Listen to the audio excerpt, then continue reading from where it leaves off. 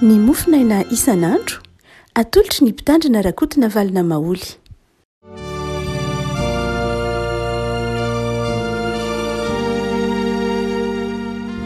Falmerahaba antsika ry avako malala tratra ity alakamisy 7 ny volana jona ity.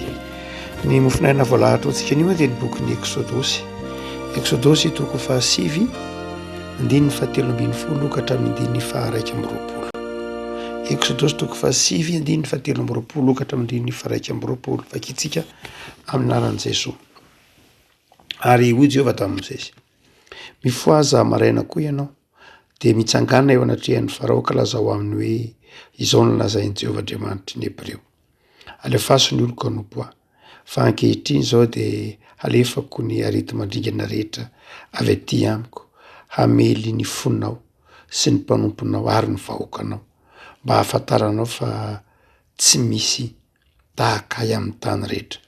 Fa ankehitriny raha izay aho no naninjitra ny tanako hamely anao sy ny vahoakanao amin'ny rety mandringana dia efa fongotra tamin'ny tany anao. Kanefa izao indrindra no nampaharetako anao dia ny ampahitako anao ny heriko mba hambarany amin'ny tany rehetra ny anarako. Mbola mirehare amin'ny olo kiany va ianao ka tsy handefa azy? Indro rahampitsy teo izao dia hampilatsaka avandra-be dehibe aho izay tsy mbola nisy teo izany teto Egypta hatramin'ny andro nisian'ny mponina ka mandraka ankehitriny. Ko ankehitriny maniraha mba hanangona faingana ny bibinao izay rehetra nanao any an-tsaha. Fa ny olona rehetra sy ny biby fiompy izay ho hita any an-tsaha ka tsy hoety mody dia ilatsahan'ny avandra ka ho faty avokoa. Ary izay natahotra ny tenin'ny Jehovah teo amin'ny mpanompon'ny Farao dia nampody ny mpanompony sy ny bibiny ao any an-trano. Fa izay tsy nandatsaka-po ny tenin'ny Jehovah kosa dia namela ny mpanompony sy ny bibiny tany an-tsaha ihany. Ray masino, manamasinana ny fahamarinana ny teninao ny fahamarinana. Amen. Ny loza 7 no tantaraina ho fampaharezana antsika ry havana amin'ny ity mofinaina voalahatra ity alakamisy ity. Loza moa no matetika tansana azy hoe loza 10, mazava ho azy ilay isa 10 dia mifanahaka amin'ny didy 10n'Andriamanitra. Ny fanandrify amin'ny didy 10n'Andriamanitra ny isa 10. Fa tsy de tena hoe loza loatra ny tena antikan'ny teny Hebreo an'izy io. Tsika nandika azy hoe loza, mofaite hoe ny teny Hebreo. Zany hoe merveille ary ny tena dikany. Ny 6 voalohany dia nataony hoe mofaite, zany hoe zavatra mahafinaritra, zavatra mendrika, zavatra manaitra, zavatra tsara, ava-mahagaga, no andikan'ny baiboly Hebreo ny 6 voalohany. Ny 10 vao ataony hoe loza. Ny loza 10 vao tena nataony hoe loza, fa tsy nampiasainy mihitsy ny teny hoe tsika zany ny dika tenintsika ny hoe loza 10 fa tsy tena loza ho tsika teo ny voalaza teo fa zava-mahagaga, zavatra mahafinaritra, mofaite, mamirapiratra, zavatra tsara, merveille. Koa eto amin'ity 7 ity dia lay zavatsarotra lay ataontsika hoe zavatra mahafinaritra ve, merveille, 7 no omena anjarantsika. Nahoana no eo anatin'ny loza, ao anatin'ny zavatsarotra io no mbola ahitana izany hoe izany zavatra tsara tian'Andriamanitra ho hitantsika izany. Raha toa ka mijery an'ilay izy dia ny hoe zao ange faharavahana, fahapotehana. Fa raha toa ka mamaky tsara ilay lazaina hoe loza isika dia hitantsika ao anatin'ilay izy ny famindrampon'Andriamanitra. Jereo tsara zao lay ny andininy vitsivitsy. Manomboka amin'ny loza voalohany zany ka hatramin'ny loza 9 dia izao hatramin'ny 15 marimarina kokoa ny 5 zany dia izao mandrakariva i Farao no nanamafy ny fony. Manomboka eo amin'ny loza 9 vao Andriamanitra nanamafy ny fony Farao. Zany hoe loza voalohany ny tranga dia tsy nampiova ninina tamin'ny Farao, nanamafy ny fony Farao. Loza 2 safidin'ny Farao ihany mbola nanamafy ny fony. Loza 3 mbola ifarao ihany nanamafonifony amin'ny loza fahasivy to iny andin'ny andin'ny fito manao hoe nefa ny amafony fony farao ka tsy nandefa ny olona izy any amin'ny loza fahaenina vao nanamafony fony farao Andriamanitra. Mahagaga ry avaka fitantarana soatra masina azy. Loza voalohany ka hatramin'ny loza fahadimy de farao ihany nanamafiny fony. Fa manomboka eo amin'ny loza fahaenina de Andriamanitra n'izay nanamafiny fony farao. Zany hoe amin'ny loza fahaenina zany de zao eo amin'ny lalana tsy azo iverenana etson'ny farao satria Andriamanitra nanamafiny fony am'izay. Rehefa tena tsy nety niova mihitsy farao, tsy nety ny analefaka ny fony farao, tsy nety ny ainy farao de zao tonga any amin'ilay hoe tsy fafahana miverina intsony izy ka de Andriamanitra mihitsy no nanamafiny fony hoy ny bokin'ny Exodosy. Zany hoe misy fotoana zany Andriamanitra manome fotoana hibebahan'ny olona. Misy fotoana Andriamanitra manome fafahana ny olona eritreritra sy any fahazavan-tsaina ary amina fotoana anankiray kosa de tonga eo amin'ny lalana tsy azo iverenana intsony ny olona na ny manimarina kokoa tsy maintsy miaritra aminy lay zavatsarotra izay ateraky ny safidiny. Fa raha lalinintsika misimisy kokoa lay hoe loza folo amin'ny ankapobeny melony irazahantsika ny loza fahafito de zao mampieritreritra raha hoy tsika teo hoe betsaka reo heviteny amikasika nyity loza folo ity mampieritreritra atsika. Ny Hebreo na ny Jiosy rehefa manao heviteny izy ty de ny azy atombony any amin'ny loza fahafolo.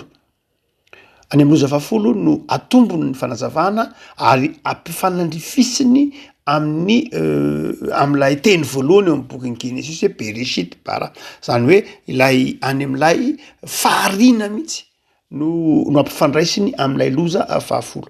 Fa raha ohatra ka jerena tsotra fotsiny zao ataovy hoe am'izay mety ho nahazatra atsika dia reto zavatra reto no manaitra ry havako.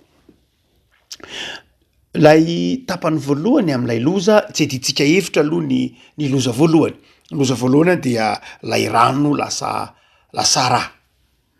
Zany hoe lay zavatra ateraky ny fahamafisam-pon'ny olona voalohany indrindra de ny tsy fananany fifaliana intsony, tsy afaka etaeta intsony izy. Zay ny voalohany indrindra. Na inona ataon'ny olona rehefa tafasaraka amin'Andriamanitra ny olona, rehefa mafy ny fon'ny olona de zao tsy voavaha intsony ny etaetany, tsy afaka etaeta zany izy. Na inona. Zay dikany hoe le rano niova raha, tsy mety ho afaka etaeta intsony ny olona raha rehefa miala amin'Andriamanitra izy. Mety ho everiny fa mahafaka etaeta azy ny fahita lavitra fa tsy afaka etaeta izy. Mety ho everiny mahafaka etaeta azy ny sakafo tsara fa tsy afaka etaeta izy. Mety ho everiny fa mahafaka azy mahafaka etaeta azy ny jeu isan-karazany fa tsy mahafaka etaeta azy zany. Misy mangetaeta mandrakaniva ny olona rehefa miataka amin'Andriamanitra saingy zao tsy afaka etaeta mihitsy izy ary tsisy na inona toy aty ambany masoandro afaka etaeta azy. Afa-tsy ao amin'i Jesosy rery any. Lay loza voalohany zany de toy ny mampiditra atsika amin'ny hoe rehefa misaraka amin'ny Jesosy isika satria Jesosy lay ranonaina, Jesosy lay rano velona dia ao amin'ny Jesosy misy zay fiainana izay ka raha vao miala amin'ny Jesosy isika de tsy afaka etaeta. Tsy manana mahafaka etaeta asika zany izao tontolo zao. Miady tany etseroa eny amin'ny fasika ny Egyptianina rehefa tonga ny loza voalohany fa tsy nahita rano izy. Mitotototo ato sy aloha izy mitady zay afaka etaeta azy fa tsisy na afaka etaeta azy. Zany hoe le loza voalohany dia manomboka amin'ny faharavany lay tontolo iainana ary namakivaky aty amin'ny loza faharoa, fahatelo, fahaefatra hatraty amin'ny fahadimy aza. Dia satria ny aretin'ny biby de peste io dia lay tontolo iainana. Rehefa niala tamin'Andriamanitra ny olona dia hita avy hatrany fa ny fahavoazana dia lay tontolo iainana. ny voalohany zay ateraky ny fialan'ny olona amin'Andriamanitra dia lay ny faharavan'ny tontolo iainana.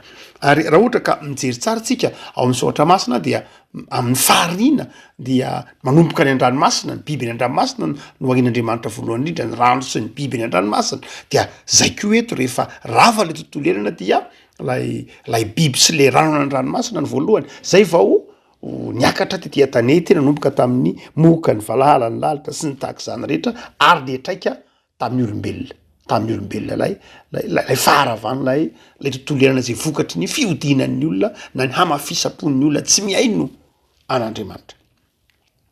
Hotsika hoe lay loza voalohany dia tsy afa-tsy akory fa lay manomboka eo amin'ilay fialana amin'Andriamanitra, fialana amin' Jesosy, tsy fiainonan' Jesosy, tsy fanekena hiaraka amin' Jesosy, dia tsy mety afa-potsony, tsy mahita fahafa-potsony ety amin'ity fiainana ity. Ary io no mahatonga lay tononkiranytsika protestanta hoe nivezivezy aho nikaro javatsoa, kanefa tsy nahita izay mahafa-po. Tononkira protestanta ira fa 450 sy 700 nitotototo taty sy taroa satria nisaraka tamin'Andriamanitra de tsy nahita aina sy fiainana intsony na dia nandenanao zao rehetra izao ary. Fa zavatra zay mampieritreritra koa nefa ko malala hoe la amin'ilay fiandohan'ilay loza mihitsy dia tsy afa-tsy akory fa ilay ranony ovara dia manomboka eo lay zavatra rehetra dia lay ranony ovara de zao hoe lasa feno fakalana zany izao tontolo zao. Tsy tokony adonona fa hoe feno rà zany ny tany. Inona moa ny hoe rà? Ny rà dia raha tsakaina ny fakan'ilay teny ny hevitenin'ny testamenta taloha mihitsy dia rehefa miteny hoe rararaka, rehefa miteny hoe raraka amin'ny tany de zao milaza vonon'olona, milaza herisetra, milaza fifankahalana, milaza fifamonoana. Ka ny zavatra mitranga rehefa ko malala de zao raha jerena am'izao taonjato enantsika zao de zao efa noharantsika izany loza voalohany zany. Efa feno fankahalana ny eto ambonin'ny tany. Ary tsy hoe tsy mahita zay mahafa-potsony ny olona ankehitriny, tsy afa-po mihitsy ny olona. Be de be ny olona eto ambonin'ny tany mieritreritra fa ariany tena afaka hetaheta azy, fa tonga am'izany izy fa tsy afaka hetaheta. Fa ny faharoa de zao efa tonga amin'ny loza voalohany io tsika azy, efa feno fankahalana ny tany, fifamonoana. Miady tany tsika de mahita rano, fa raha ny tena marina ny hevim-panahiny de zao efa feno fankahalana ny tany, efa feno rà ny tany, efa amsehatra rehetra dia feno fifankahalan'ny mpiavana. Raha makany amin'ny tribonaly ianao dia olona be de be ny olona tsy olona tsy mifankafantatra ny fampitory, fa ny 20 isan-jato ny fifampitoriana any amin'ny tribonaly de fifampitorian'olona izay mifankafantatra, na olona ny fampatoko teo aloha. Olona mpiara-miasa de lasa ny fampitory, olona raita-po de lasa ny fampitory, olona mpianaka de ny fampitory, olona nisy fanarahana arak'asa de ny fampitory, zany hoe lasa nisy fifankahalana, nisy ady izay nitsofoka tany elanelany, nisy mpivady de lasa mifampitory, nisy alta mpiray tanin-drazana de ny fampitory, sy ny sisa rehetra. Zany ny akabeazan'ny olana ao amin'ny tribunal rehetra, tsy eto Madagasikara ihany fa maneran-tany. Zany hoe fa lasa toy ny feno rà mihitsy lay tany zany tsika miresaka zao. Efa tonga am'lay sarin'lay loza voalohany dia satria niala tamin'Andriamanitra, niala tamin' Jesosy. Ary dia raha zegana Cyprien tak'izay moa tsy ho vitantsika ny anadiadina ny amakafaka ny loza, ny hevim-panahy ny loza folo, fa raha tsorona fotsiny de zao ny fialan'ny olona amin'Andriamanitra dia miteraka fahavoazana voalohany indrindra amin'ny zavaboary, amin'ilay mbola manodidina ny olona aloha, manomboka tsikelikely le izy eo amin'ilay fifandraisan'ny olona samy olona manomboka, dia eo amin'ilay tsy fahafahan'ny olona, tsy fahitan'ny olona fiainana intsony, de mikisaka tsikelikely mahatonga any amin'ilay iainana isan'andro, lay tontolo iainana lasa tsy manome intsony le zavatra tokony ho andrasana ilay tontolo iainana, ary manaraka tonga hatrany amin'ny asa fivelomana, ny fiompiana, tonga any amin'ny fiompiana any amin'ny biby fiompy, manomboka eo amin'ilay fikarakarana an'ilay fiainana. Rehefa avy eo de miatraika amin'ny aretina, miatraika amin'ny vatan'ny olona am'izay izy, manomboka amin'ny andininy ty toko loza fahafito ty de hoy ny tompo manao hoe alefako ny arety mandrigana diny 520 fa ankehitriny zao de alefako ny arety mandrigana rehetra avy aty amiko amelin'ny fonao sy ny mpanomponao ary ny vahoakanao io fa mianomboka miatraika am'izay lay matratra ny olombelona am'izay lay loza ary nefa rano moa any am loza fafolo dia tonga fahafatesana zay ity avandra zay asehontsika ity ary avako malala dia midika tsotra fotsiny zao fa faharavany lay lanitra izay loharanony soa lay soa zay omen'andriamanitra mihitsy de io lay lanitra fa manjary lasa tafasaraka amin'ny olombelona mazatra de zava-dehibe ny orana zava-dehibe amin'iny faritra amin'ny faritra ataontsika hoe croissant fertile iny amin'iny faritra moyen orient iny zany dia zava-dehibe mihitsy ny orana misy fotoana 2 andro 3 andro anatin'ny taona ihany nge mahita orana ny any Israela nge tsy mahita orana 3 volana na volana aty amintsika fa ndray any zavatra herinandro anatin'ny taona ihany mahita orana raha be indrindra aza de zava-dehibe zany ny orana saingy zao rehefa tafasaraka amin'ny olona rehefa manamafy ny fon'ny olona dia izao manjary lay fitahina manjary tsy tonga fitahina intsony lay orana tokony mitondra fitahina manjary manimba zavatra lay zavatra zay manjary zavatra mahasoa manjary lasa tsy nahasoa intsony orana sarobidy manjary lasa tonga nanimba indray rehefa aveo ary rehefa tafasaraka amin'Andriamanitra de le zavatra heverinao ho mety ara zavatra manjary tsy mety indray ary mifanohitra amin'le tenen'ny Paoly ny zavatra rehetra miara-miasa asoa fa mifamadika am'izay rehefa mafy ny olona tsy mety mino anatra tsy mety mandray ny tompo de zao tsy ny zavatra rehetra manjary mahasoa fa ny zavatra rehetra indray manjary tsisy mahasoa azy avokoa na de le zavatra heverinao mahasoa mihitsy ara de manjary lasa tsy mahasoa indray na de le zavatra efa heverina hoe tena efa mampety io azy efa heverinao fitahina de manjary manimba indray rehefa miataka amin'Andriamanitra ny olona rehefa manamafy ny fon'ny olona indrindra moa rehefa tonga am'lay hamafisa faratapony dia hoy ny filazan'ny Exodosy azy hoe de Andriamanitra mihitsy no manamafy ny fony rehefa ko malala mampieritreritra antsika tokoa ity reto loza folo reto izay itarafanao tsika teo lay mofetina lay merveille lay zavatra tsara marina loatra fa tezitr'Andriamanitra tamin'ny Farao fa inona moa ataontsika hoe zavatra mahafinaritra tantaraina zava-mahagaga isan'ny zavatra tsara atao taraina atao amin'ity loza folo ity kanefany natonga ny episty natonga ny Exodosy tsy nanao azy hoe loza de zavatra tiry zavako malala ny voalohany de zao Andriamanitra dia mamonjy ny olona zay miaino azy na de eo arany ny loza zay ambarany izy manao hoe zao ko ankehitriny dia 9:5 maniramba hanangona faingana ny bibinao zay rehetra anananao anetsa zany hoe Andriamanitra zany de zao manafaihan'ny Farao izy saingy zao miteny izy manao hoe azonao ialana ny vokatrio mandany anao asaevo miala any antsaha ny olona asaevo miala any antsaha ny biby asaevo miala any antsaha ny mpanompo fa raha manao zay izy de avitra ny mpanomponao fa zay tsy miaino de enjeran'ny avandra zany hoe Andriamanitra zany de zao rehefa malala Andriamanitra mpamindra fo ny mahafaly an'Andriamanitra tsy ny hoe aharipaka ny Farao sy aharipaka ny olon'ny Farao na animba ny tontolo ny ainana sy ny biby fiompy tsy zay ny mahafaly an'Andriamanitra tsy zay fa ny mahamaika an'Andriamanitra de zao ny iovan'ny olona ny iainon'ny olona azy raha ohatra zany ka misy zavatra avelan'Andriamanitra mitranga na anitsian'Andriamanitra atsika tsy Andriamanitra tsy Andriamanitra falikapaka na finaritra ao anatin'ny fangilifirian'ny olombelona tsy zany Andriamanitra fitiavana fa ny tian'Andriamanitra de zao ny ialan'ny olona amin'ny ratsy ka iverenany ao amin'indray zay ny mahamofety na mahamerveille ity manao ity loza fahafito ity hoe Andriamanitra de zao te hamindra fo mandrakariva ka aza jerena am'lay hoe Andriamanitra masika be Andriamanitra mpanasa azy tsia ny tian'Andriamanitra de zao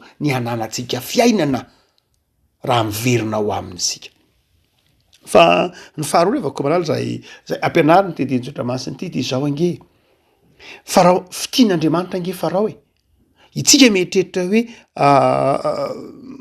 ikapoka ny farao andriamanitra jereo tsara ny tenin'ny tompo manao hoe alefaso ny oloko anompoa andiny ny fatelombiny folo tapany farany miteny an'io mandrakariva ny tompo an'ny farao alefaso ny oloko anompoa zany hoe raha jerena de zao fanasana ny farao io hiara-miasa amin'andriamanitra fanasana ny farao ho liberateur ho mpanafaka zany hoe nasain'andriamanitra zany farao hiditra ao anatin'ilay tantarany fanafahana anjanak'Israely hoe hafao ny oloko tsy himosesy ihany ny rahan'andriamanitra hanafaka ny olona fa himosesy farao mihitsy no tao amin'andriamanitra hoe avianao hafao ny oloko enao zany ry farao no atsoiky ho mpanafaka raha tianao saingy zao tsy nanaiky farao tsy nanaiky ho mpanafaka farao fa aleon'ny farao ny safidy ny hompanandevo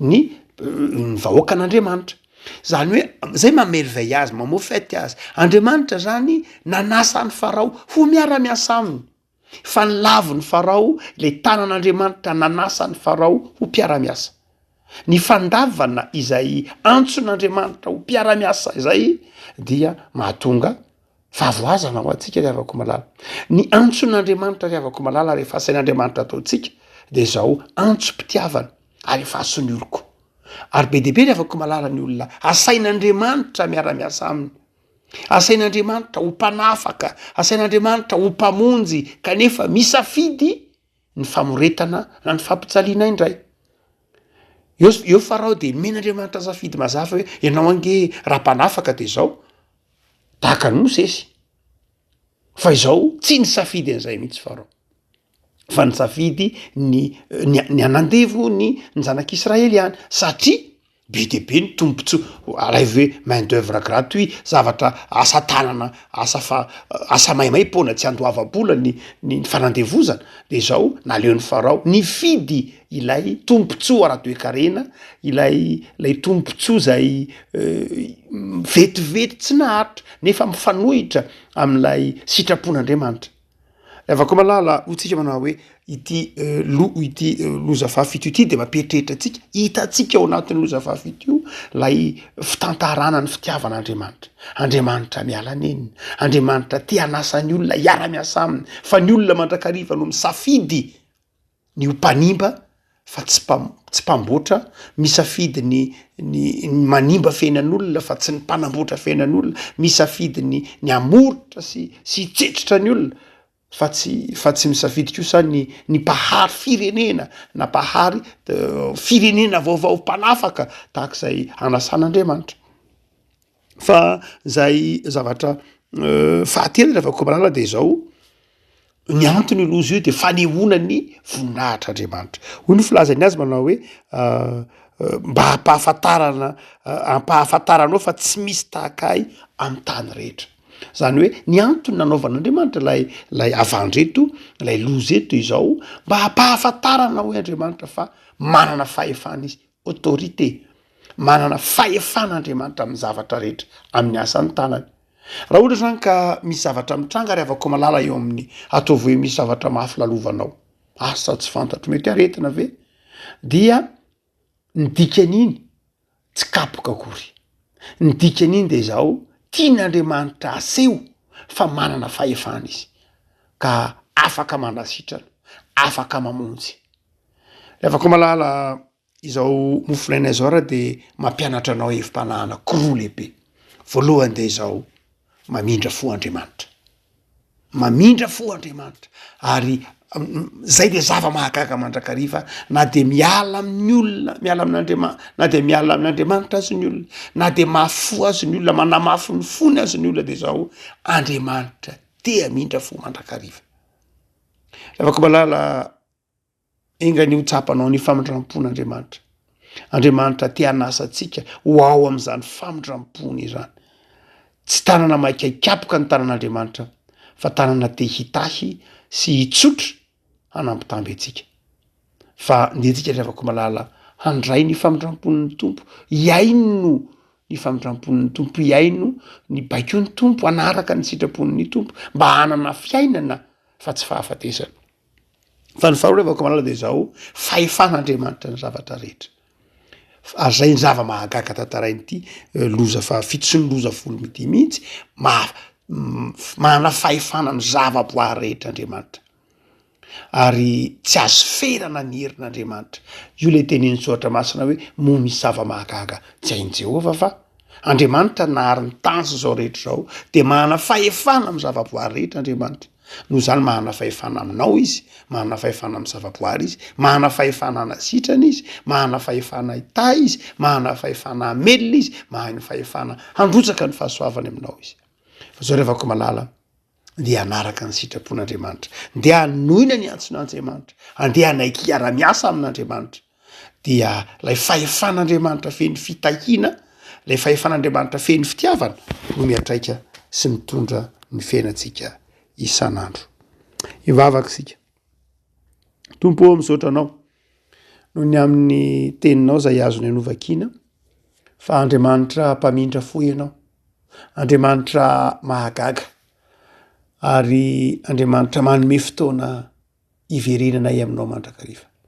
Ny mahamaiky anao tsy ny fahafatesanay na ny faharavam-piainanay, fa ny mahamaiky anao de ny iverenanay aminao. Ianao no mitondro zao rehetra zao ary fahefanao no hitondranao ny zavatra rehetra. Tompo, mivavaka izahay, sokafy ny fonay, ataovy fonofo, anaiky hiara-miasa aminao, ho mpamonjy, ho mpanafaka, ho manam-pitiavana, ho mahana fahalemem-panahy. Sokafy ny fonay hanana fahatsoram-piainana amin'ny manodidina anay, fa ianao Andriamanitra de manao antsoavo ny iverenanay amin'ny fitiavanamana, iverenanay amin'ny fitiavana anao Andriamanitra, iverenanay amin'ny fiheverana ny fiainan'ny hafa. Tompo, misaotra anao zay am'izao akatoky ny fetim-pirenenay zao, fa vanginao ny fonay ahatsiaro fa iverenanao Andriamanitra tsy afaka hetaheta izahay. Iverenanao Andriamanitra milona ao anatin'ny fahakalana sy ny fahavoazana izahay. De misaotra Tompo fa tianao zahay, de mametraka ny fiainana tsirairay avy am-pelantananao, mametraka ny ankohonanay, mametraka ny tanindrazanay, mametraka ny fiangonana zay misy anay eo mba ny fahasoavanao. Amariny Tompo ny teninao, fa raha ny zanakao sy ny asan'ny tananao de ho adidinao ihany. Dia mametraka ny fikasana tsara ty anatinay tsirairay avy zay amin'izao volana efa madiva ifarany zao ndray eo mba ny fahasoavanao Tompo ny isan'andronay. Amindreo fo zahay ary ampitoerany fitiavana anao hatrany, ray, zanaka, fanahy masina. Amen.